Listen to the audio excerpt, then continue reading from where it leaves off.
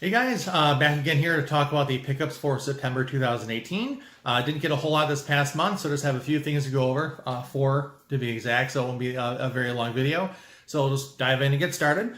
First one here is Hell Night. This is the Scream Factory Collector's Edition. I went ahead and swapped out the artwork on it. This is the DVD Blu Ray combo pack, and I got this from FYE. And it was on sale. It was $14.99 a couple of weeks ago. Thought it would be kind of a steal. I'd never seen it before. Thought it'd be a good Scream Factory edition, to add to my collection. And I did watch it, and honestly, I really didn't care for it too much. I didn't think there was really any suspense to it. The story wasn't really there. It's kind of boring. Acting wasn't great. Effects were kind of bad. Whole thing just didn't make a whole lot of sense to me. For early '80s slasher, I guess it was okay, but.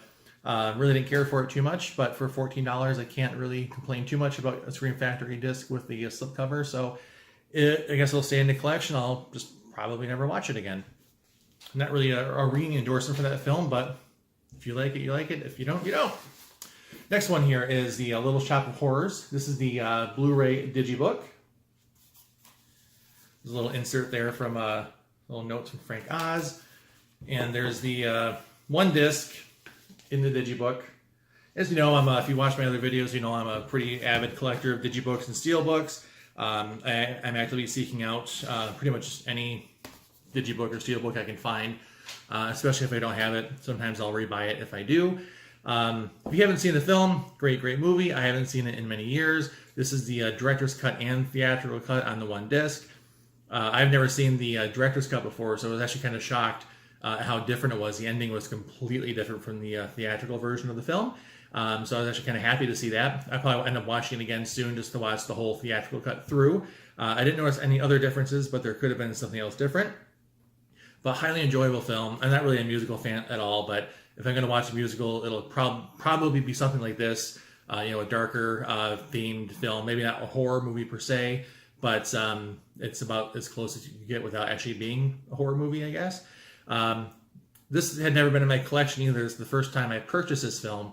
When it first came out on DVD, probably 20 years ago, it was pulled instantly. It was released and then it was recalled almost right away because there was some footage, I think some special features that was not supposed to be in there. And I don't know if that's some of the extra stuff for the director's cut or what. I never got a chance to see it, but that went for hundreds of dollars, usually a couple $100, 100 plus at the very least. So I just never picked it up. So first time in my collection. It looks great on Blu-ray, and I'm really happy to have the Digibook because I love Digibooks. Next one here, kind of a controversial film, I guess, Solo. This is the Best Buy exclusive Steelbook. This is the 4K and Blu-ray digital combo pack. I did pre-order this when it was announced because I like Steelbooks, as you know, and I like the film. I saw it in theaters. Obviously, I haven't watched this version of it yet. But I don't really get all the hype that was made about the film being awful. And it's a Ron Howard movie. Ron Howard makes really good movies. He can direct his way out of anything. He saved this film. It didn't need to happen. We don't really need these prequel type things or these origin story movies, especially in the Star Wars universe, especially of a character like Han Solo. But it was made. It was not a bad movie. I enjoyed it. I don't really implore you to go see it or not. It's in my collection. It'll go with all my other Star Wars stuff. And, of course, I got the Steelbook, and it's on 4K, and I'll watch it eventually, and I'm sure it'll be fantastic. Last thing I got this month, the Halloween 4K. Again, have not opened this up here yet. And I really kind of have a love-hate relationship with these 4K slipcovers. It's like they make it look rounded like the Steelbook. I don't know. I think it throws a lot of people off, but... the other cover art is the same. I don't know if there's a reversible cover art or not once I get this open. But this is the 4K disc and the Blu-ray disc. The 4K is a brand new transfer. I've read that the Blu-ray on this is not the 35th anniversary cut, but it's the one from 2007. So I don't know which one's better or worse. I probably haven't watched them close enough together to tell the difference. I've heard the 4K transfer is very, very good, so I'm very excited to see this. I know recently in a previous video I said I would not be buying any more Halloween movies. Well, I lied, I guess, because recently I got the 35th anniversary Digibook.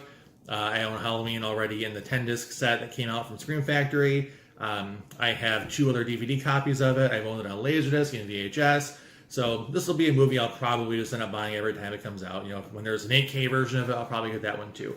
But what else can we say? It's Halloween. It's a great slasher film. I don't know, I guess it could be the granddaddy of all slasher films. That could be debatable whether you can say it's Psycho or Halloween or Texas Chainsaw Massacre.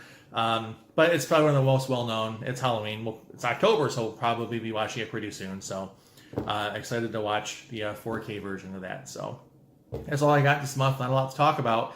I'm hoping that I'll get some more in October to talk about in November. So we'll see what happens here. I've already got a few more than 4 to talk about next month. So as always, let's talk about what you picked up. Let me know. And hopefully I'll see you in the next one. Thanks for watching.